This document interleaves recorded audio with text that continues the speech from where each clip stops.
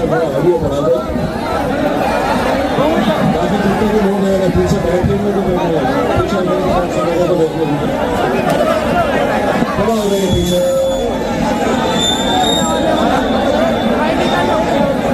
अस्सलाम वालेकुम व रहमतुल्लाहि व बरकातुहू।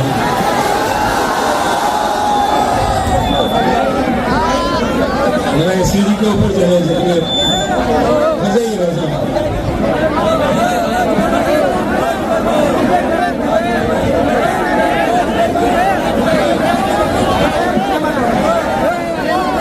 कुर्सी कुर्सी देखिए, मैंने हुल्लड़बाजी अगर करने के लिए अगर आप आए हैं तो मैं,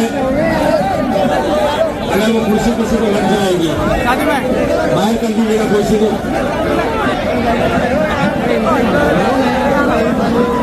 हो सकता है कुछ हंगामा करने के लिए भेजे गए हो सकता है कि हमारे जलसा ना हो, इसके लिए कोशिश कर पाएंगे। कुर्सी को बाहर करिए। वैसे सारी कुर्सी की लड़ाई तो चल रही है पूरे महाराष्ट्र के, माहौल कैसे है?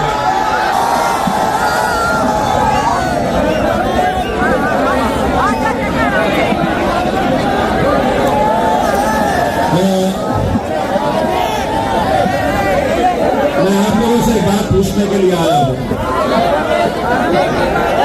तो अगर शादी देने का वादा करो, मैं इधर वास्ते नगमा सुनाता हूँ।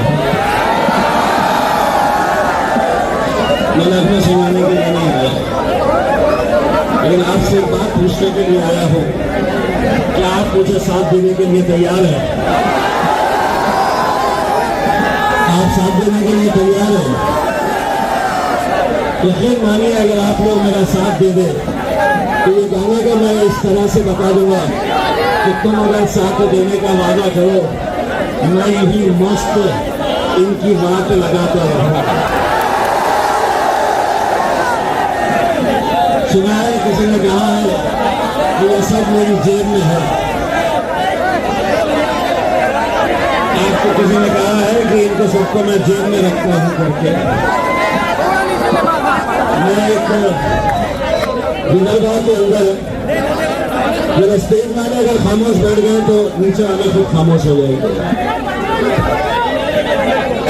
स्टेज वाले थोड़ा सा अगर नीचे बैठे और कुर्सियों में बैठ जाए आप लोग, तो वहां पे भी लोग खड़े हुए हैं।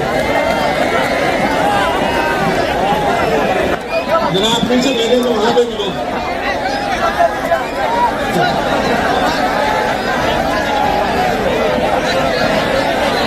बालापुर में मैं एक ऐसी तकलीफ दे रहा था, हमारे कुर्सियां लगाएंगे, वक्त बहुत कम है। वहाँ भगाते हुए हमने गाड़ी आपके बीच पहुंचे हैं। रास्ते पे जगह जगह पर बैठ जाए आप लोग, सलाम दुआ अगर हो गई होंगी तो, यानी तो आप आगे ये बोलेंगे जगह तकलीफ करेंगे, जगह आपको बोलते हैं। अगर आप लोग नहीं बैठना चाह रहे तो मैं बैठता हूँ।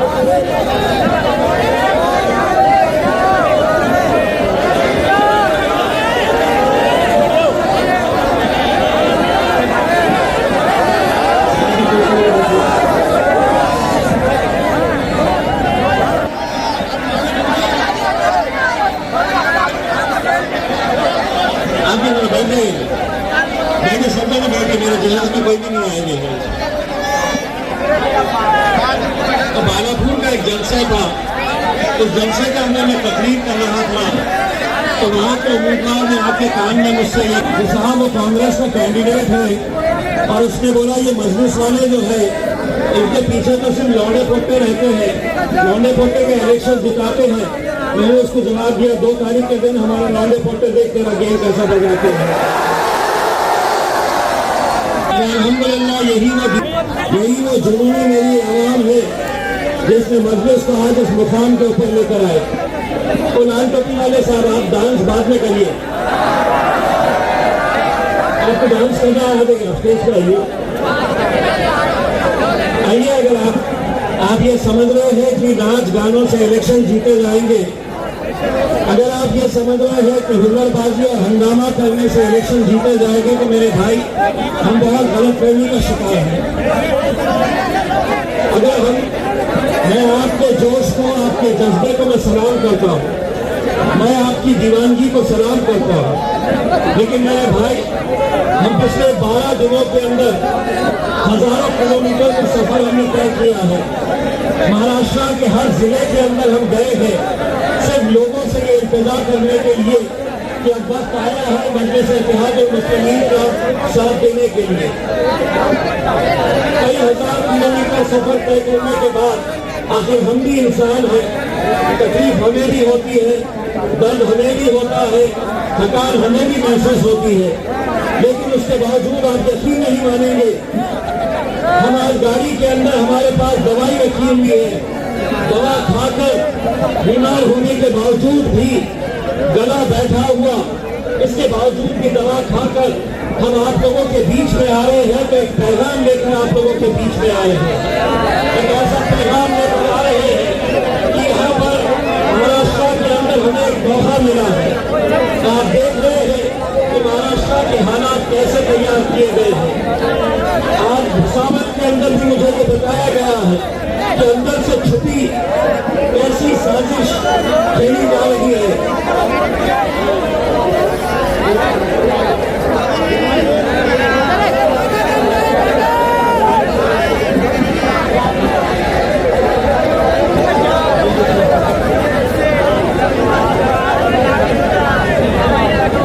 सबसे पहले मैं यहाँ के जिम्मेदारों से अपनी नाराजगी का इजहार करना चाहता हूँ कि आप अगर ये समझ रहे हैं कि एक छोटी सी गली के अंदर आप ये जलसा मुनाकिब कर लें, तो जिस किसी ने भी ये फैसला लिया है, मेरे हिसाब से या तो ये सियासी सूझबूझ नहीं है,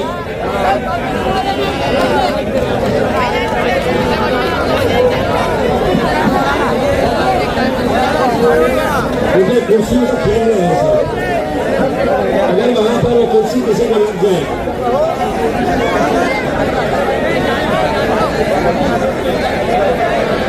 भाई कोई एक जिम्मेदार अगर वहां पे होगा, मेहरबानी करके देखिए, हमें कोई इलेक्शन इतना प्यारा नहीं है।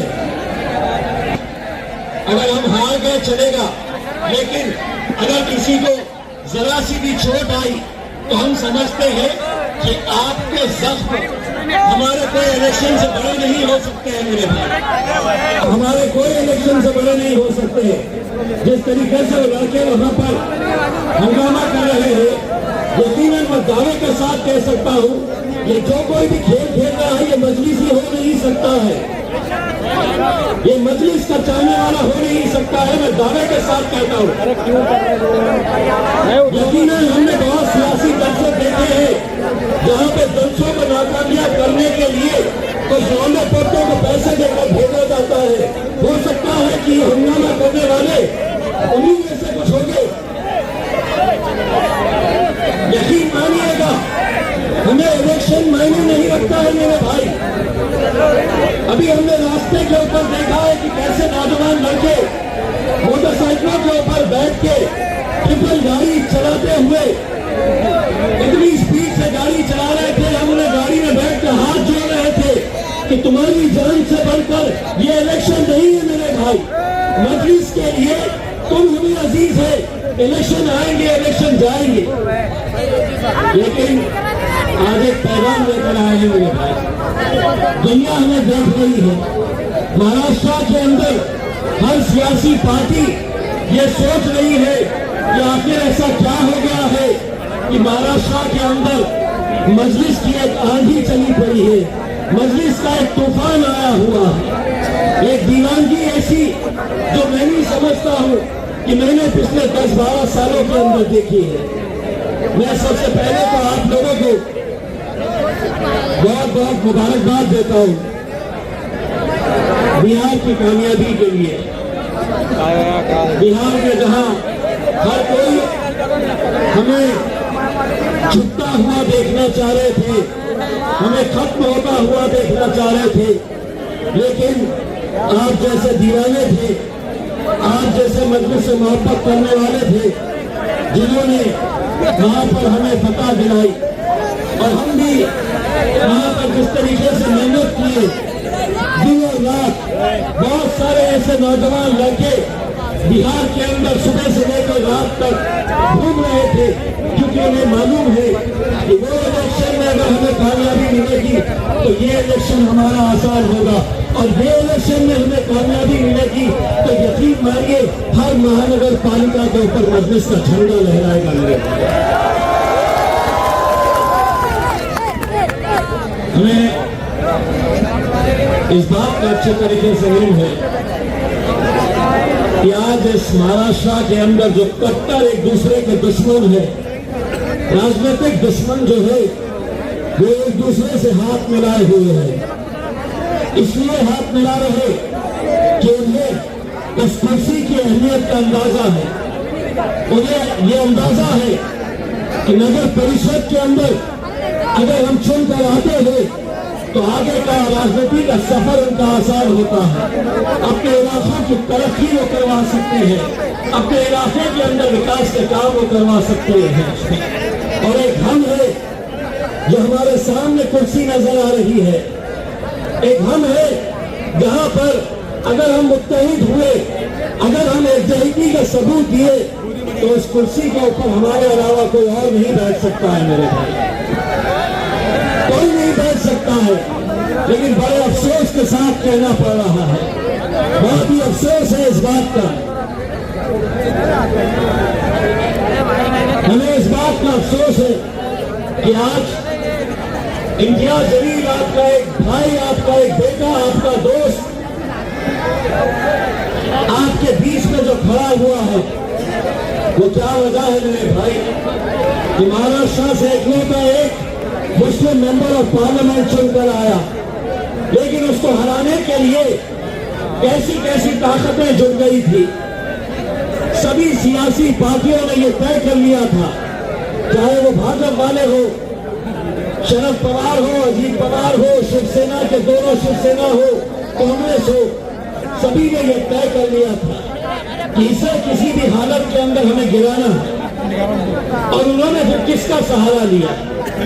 मैं आपको यकीन के साथ कहता हूं, इन तमाम सियासी पार्टियों के अंदर हिम्मत नहीं थी अल्हम्दुलिल्लाह हमें हराने की। अगर हमें किसी ने हराया तो हमारी सफों में मौजूद दलालों ने हराया।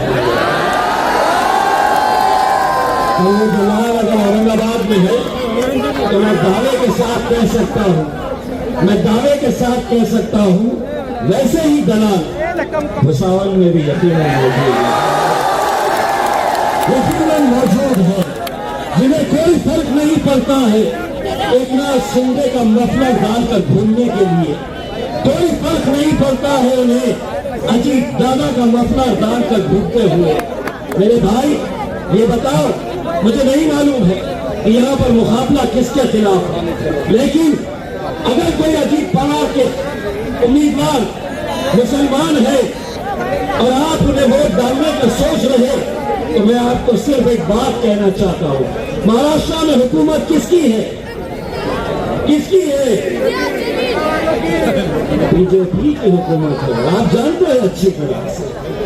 उनके साथ कौन है? तो अजीत दादा, दूसरी तरफ एकनाथ शिंदे।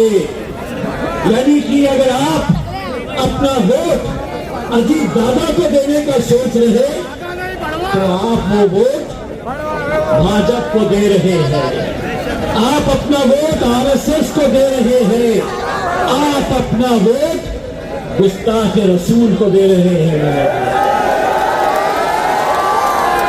सियासत के अंदर मजलिस अपने ईमान का सौदा कभी नहीं करेगी मेरे भाई, इतना आप यकीन रखिए, कभी नहीं करेगी। कभी एक तरफ देखिए मुसलमानों का हाल क्या हो गया है, बच के हम किधर जाए इस सियासी जंगल में, समझिए, बच के हम किधर जाए इस सियासी जंगल में। एक तरफ है दरिंदा, दूसरी तरफ शिकारी है। अब आप अच्छी तरह से समझ गए मैं दरिंदा किसको कह रहा हूं और शिकारी किसको कह रहा हूं। दरिंदा तो साफ सामने है आपके, लेकिन कुछ शिकारियां भी हैं जो हर 5 साल के बाद भेष अलग अलग बना कर आते हैं, इस बार तुतारी के रूप में आए हैं, पंजा के रूप में आए हैं, घड़ियाल है जो कई सालों से बंद पड़ी है, उनके कांटे ऐसे हैं, न नीचे है न ऊपर है, बंद पड़ी है। लेकिन ठीक है, सियासत है, हर पार्टी को अपना इख्तियार है, आप लोग, लेकिन आप जो लड़ रहे हैं और अचानक बहुत सारी सियासी पार्टियों को इतनी मोहब्बत के खौम से हो गई है, इतनी मोहब्बत हर जगह के ऊपर। दरअसल ये 3 लोगों का किस्सा सुनाऊं मैं आपको। भाजपा, एकनाथ शिंदे, अजीत पवार, मीना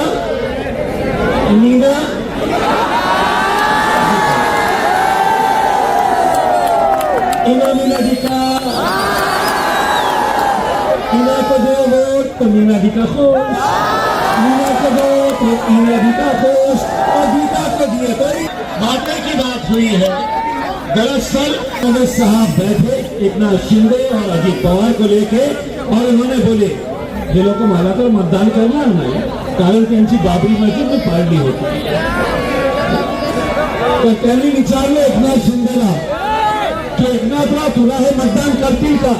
तो एकनाथ शिंदे ने जवाब दिया, हो साहेब करणार होते, पण ते इम्तियाज जलीलने माझी खूप वाट लावलेली आहे।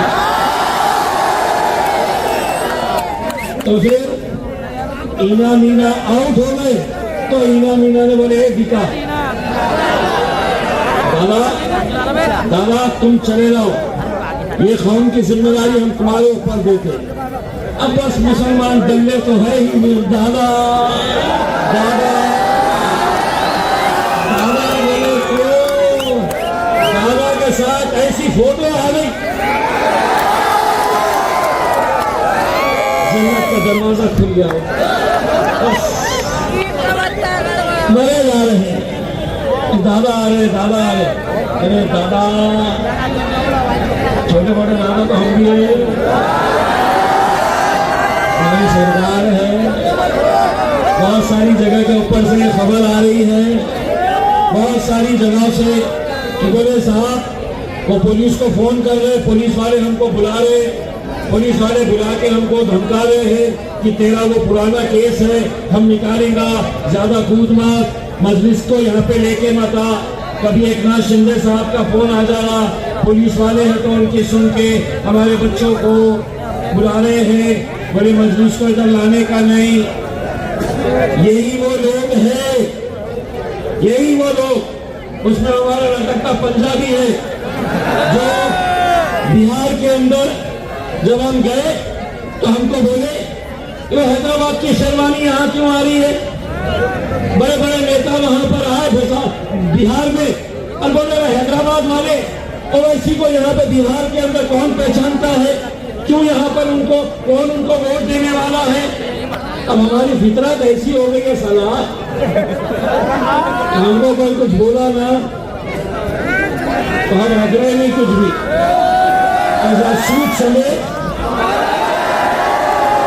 वापस दे रहे, क्योंकि अपन कांग्रेस के है ये गुलाम सुनने के लिए, यहाँ पर एनसीपी के हैं, न मशाल के हैं, बाकी दूसरे पार्टियों के गुलामों की आदत हो गई, कुछ भी बोलो बोले मालिक नाराज हो जाएगा, नहीं तो अपना मालिक एक ही, अपना मालिक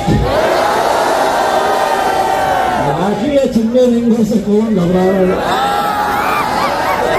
तो बिहार के अंदर जब बोले वो हैदराबादी है, वैसी को बोलो हैदराबाद में रहो और बिरयानी खाओ, यहाँ पे आने की जरूरत नहीं। तो मैंने कांग्रेस वालों को बोला क्यों तुम्हारे मम्मी इटली से आए थे, हमने कुछ बोले थे, हमारा भाई हैदराबाद से आ रहा तो सारों को बड़ी तकलीफ, सारी तकलीफ कि नहीं वो क्यों आ रहा है करके, और अभी तो अल्हम्दुलिल्लाह मजलिस का एक छोटा सा अदना सा सिपाही आया है तो ये इतनी हालत हो गई है, 6 फुट 4 इंच की शेरवानी जिस दिन भुसावल में आ जाएगी तो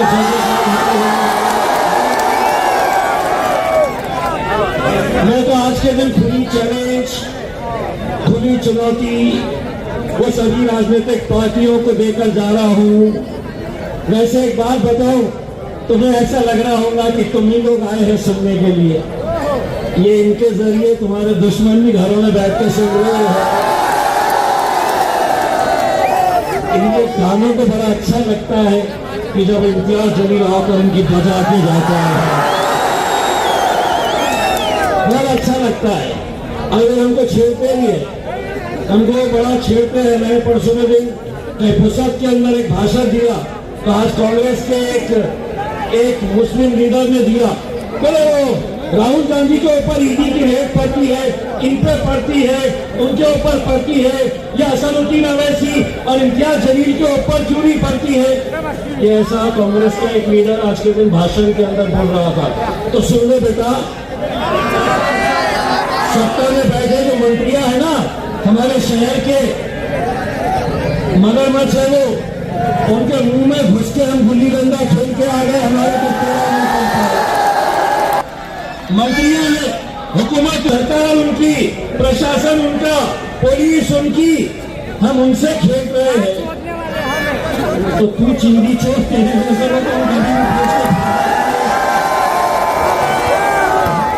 लेकिन एक बात मैं आज के दिन भुसावल में सबको, जो राजनीतिक पार्टी के लोग, मेरे भाइयों, मैं आप लोगों से विनती कर रहा, जो भी भाजपा का नेता होगा या फिर हरियाणा वाला होगा, ये वाला होगा, अमका होगा, डिमका होगा, इना मीना डिका होंगे, सबके नेताओं से एक बात पूछना, ये जितनी पब्लिक आई है, इतने जमा करने के लिए 200 500 देना पड़ता है, 25-50 गाड़ियां गांव में भेजना पड़ता है। और पब्लिक भी इतनी होशियार हो गई, आके बैठती 200-500 लेती और खिसक जाती है। नहीं होता है एक अकेली मजलिस ही एक जमात। और मैं तो आज का दिन चुनौती करके जा रहा हूँ, भाजपा वालों को भी चुनौती करके जा रहा हूँ। इस सभा के बाद अगर तुमने उनको भी लेकर आ गए, जिनको भाइयों बहनों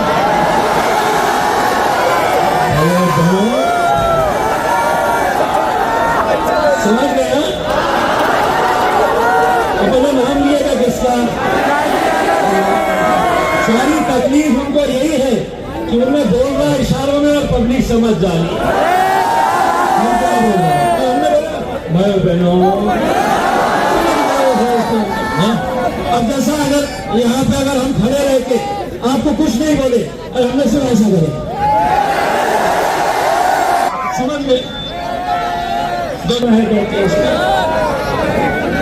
हम तो चुनौती करके जा रहे भैया, इतना जमा करके दिखा दो उसको, बगैर 200-500 खर्चा किए, बगैर गाड़ियां वाड़ियां भेजे।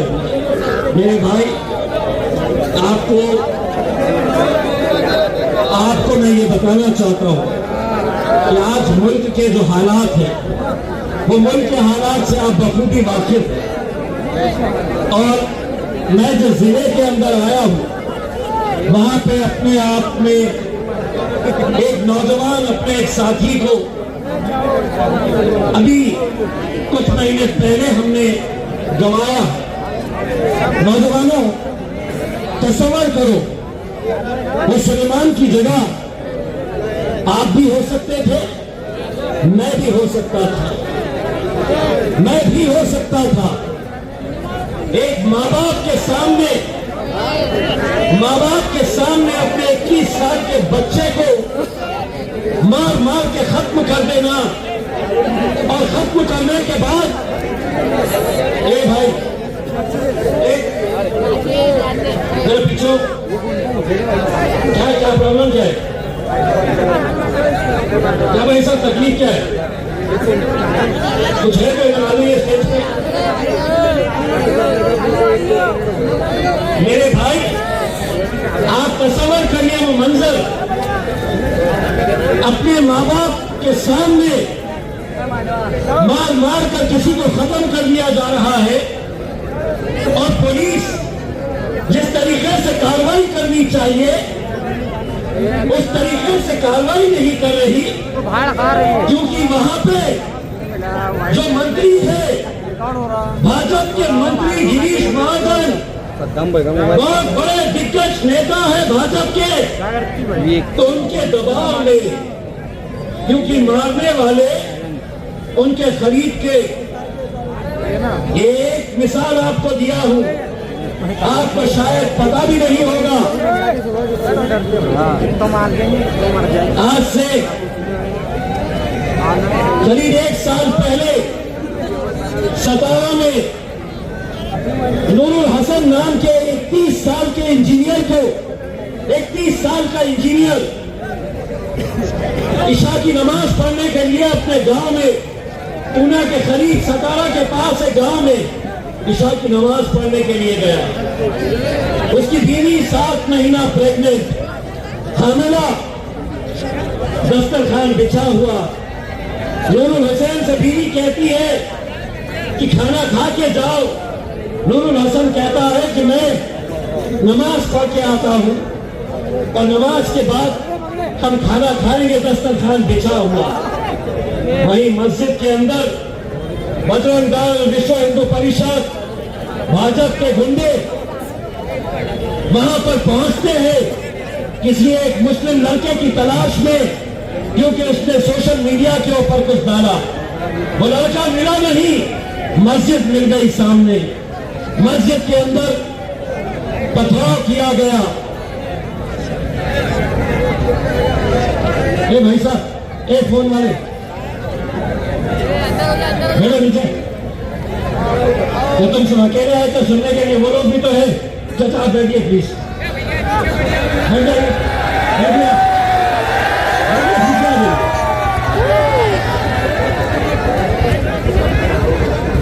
तो वो गुंडे मस्जिद के अंदर पथराव करते हैं। वो नूरुल हसन दरवाजे के सामने खड़ा हो जाता है चट्टान की तरह कि ये गुंडे मस्जिद में ना आए। बुजुर्ग लोग नमाज पढ़ रहे हैं और उसी मस्जिद में उनके मालिक, दुबले पतले बुजुर्ग आदमी उसी मस्जिद के अंदर नमाज पढ़ रहे हैं। गुंडों की तादाद ज्यादा, धक्का देकर दरवाजा तोड़ते हैं। नूरुल हसन गिरता है वहीं पर। बड़ी फर्शी पड़ी थी वहां पर, मस्जिद में काम चल रहा था। वो फर्शी उठाकर नूरुल हसन के सर पे मारते हैं। एक लड़के के हाथ में रॉड था, वो रॉड से उसके सर पे नूरुल हसन उसी मस्जिद के अंदर मेरे भाई दम तोड़ देता है। तसव्वुर करो वो बाप जो मस्जिद में नमाज पढ़ने के लिए आया, अपने बेटे की लाश देख रहा है वहां पे। कुछ लड़के उसके घर जाते हैं, उसकी बीवी 7 महीना हामिला, दस्तरखान बिछा हुआ, और लड़के जाकर उसको कहते हैं कि तुम्हारा शौहर अब जिंदा नहीं है, उसे मार दिया। हमें क्या, कोई फर्क नहीं पड़ेगा। कौन नूरुल हसन, मैं तो पहचानता नहीं। कौन सुलेमान? अरे आज ये वक्त क्यों आ रहा है हम पे? कभी सोचा है आपने कि आज हमारी मस्जिदें हमारी आंखों के सामने शहीद कर रहे? हमारे मदरसे, दुआ करिए मेरे भाई, महाराष्ट्र का एक सबसे बड़ा मदरसा, महाराष्ट्र का हजारों नहीं लाखों बच्चे वहां से तालीम हासिल कर रहे हैं। आलिम बन के बाहर निकले, पूरे हिंदुस्तान में फैले हुए हैं। हुकूमत की पूरी नजर उस मदरसे के ऊपर है। दिल्ली में ब्लास्ट हुआ, हम उसकी निंदा करते हैं। जिस किसी ने किया उसके ऊपर कार्रवाई करो, लेकिन एक की गलती तुम दूसरों को नहीं दे सकते हैं।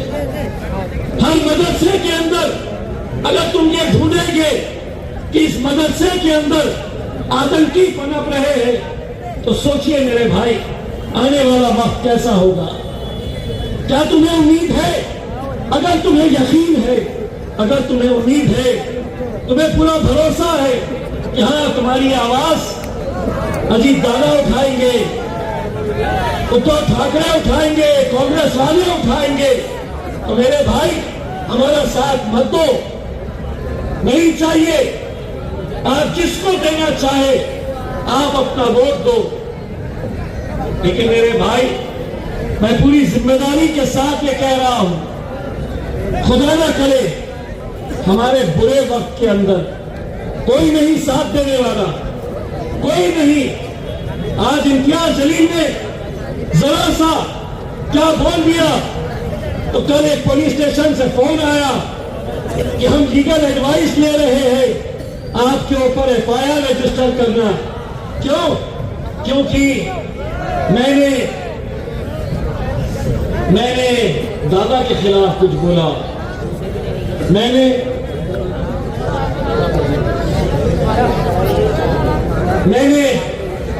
एक नाश, मुझे टाइम मालूम है, घड़ी मेरे हिसाब से चलेंगी, आपके हिसाब से नहीं चलेंगी।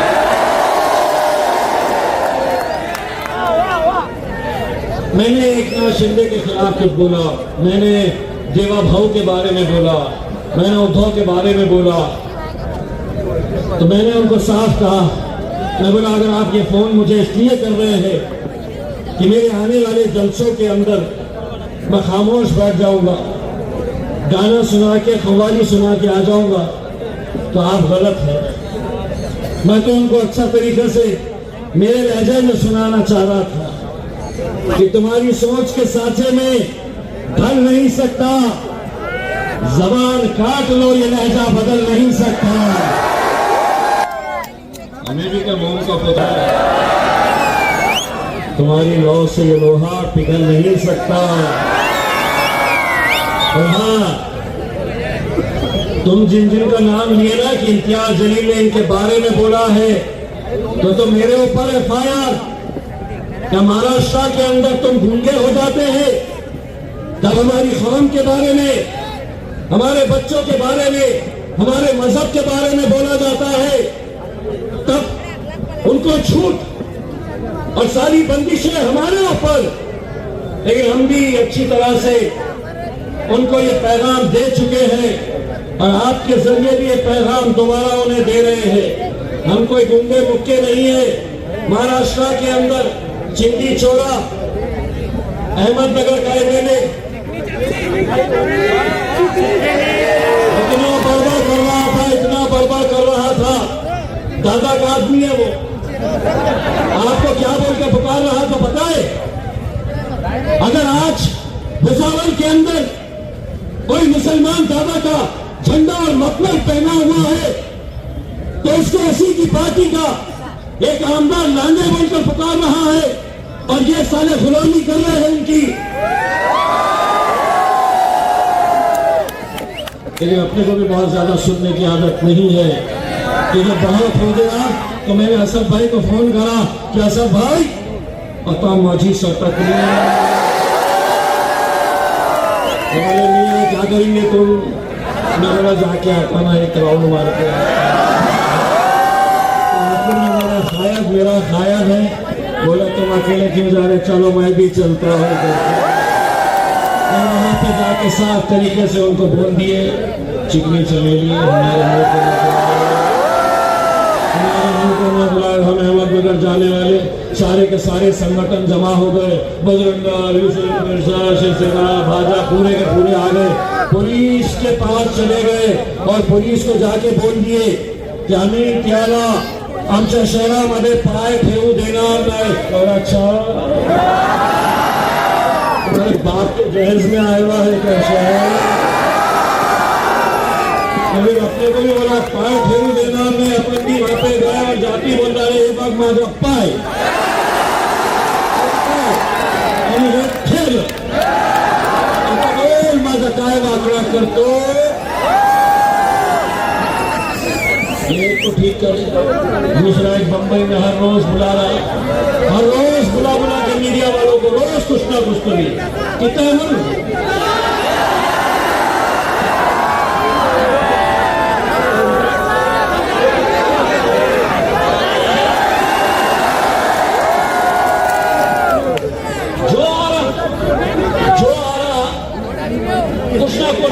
बस कोई बोल के चला जा रहा है और उन्हें ऐसा लग रहा है इनके तरफ से तो कोई बोलने वाला है नहीं।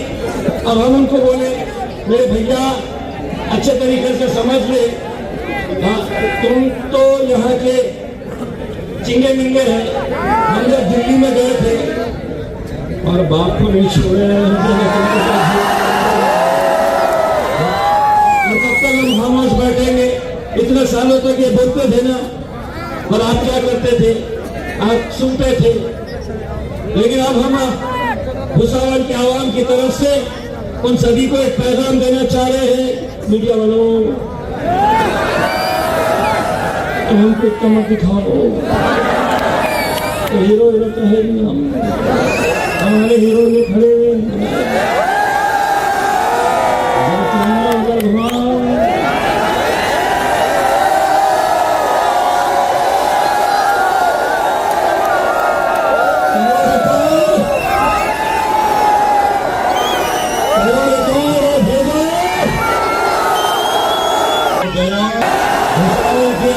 की तरफ से सुन लो एक बात, देना बनाओ तुम भी सुन लो, एकनाथ शिंदे साहब तुम भी सुन लो, दादा तुम भी सुन लो। बाबरी मस्जिद शहीद करने के बाद बड़े गर्व से कहने वाले उद्धव ठाकरे तुम भी सुन लो, शरद राव तुम भी सुन लो, तुम भी सुन लो। भुसावल की आवाम क्या कहने वाली है अच्छी तरह से सुन लो। इतने सालों तक तुम बोलते थे, अब हम बोलेंगे और तुम्हारे बाप को भी सुनना पड़ेगा।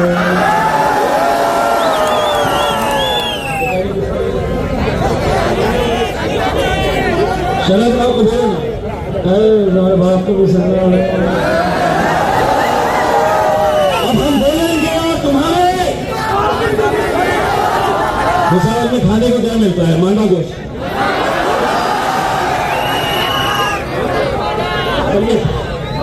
मांडा गोश्त मिलता है ना? शादी आगे हो नहीं रही का, खाना खाए नहीं का?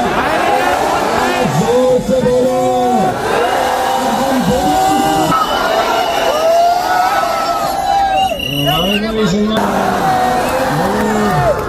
बोले कि इन्हें कितना बोल के गया है, इसके ऊपर केस करो।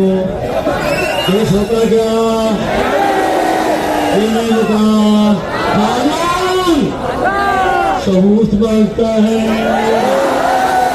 सबूत है क्या? हमने बोले पुलिस के हाथ में क्या लगता?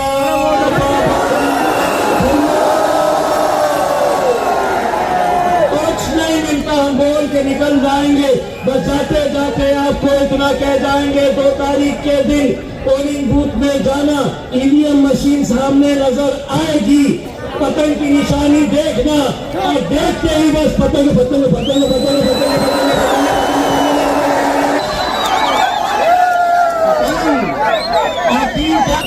इंशाअल्लाह भुसावल के साथ पूरा हिंदुस्तान जश्न मनाएगा।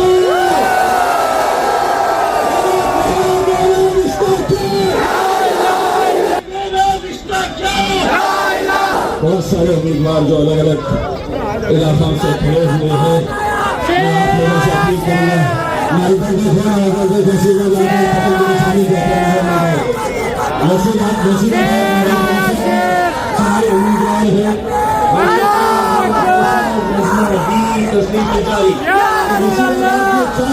भुसावल में 6 10 तो हो गए, 10 तो 2 यहीं पे हो गए हैं। बस आप लोग जिताओ, इंशाअल्लाह इतना बड़ा जश्न मनाएंगे 30 तारीख के दिन, इनको होश हो जाएंगे।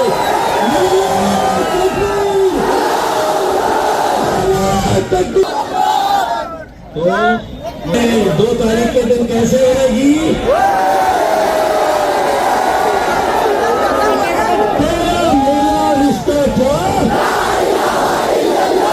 भाजपा वाले बैठे हैं, हाथ के कंधे हाथ नहीं उठा सकते, हाथ उठाओ। मेरा रिश्ता क्या? इंशाअल्लाह ये रिश्ता हमें कामयाबी दिलाएगा।